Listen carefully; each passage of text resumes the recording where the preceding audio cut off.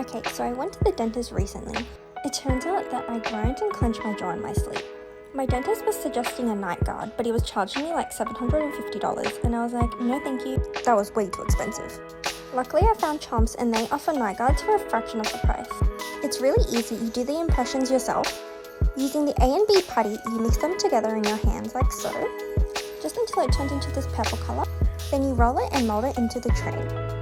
Here comes the really fun part. Now use just enough pressure to ensure you get the impression. Leave it in for 4 minutes and repeat for the bottom. It's super quick and easy, and Chomps has saved me a lot of money. Now to send it off and wait.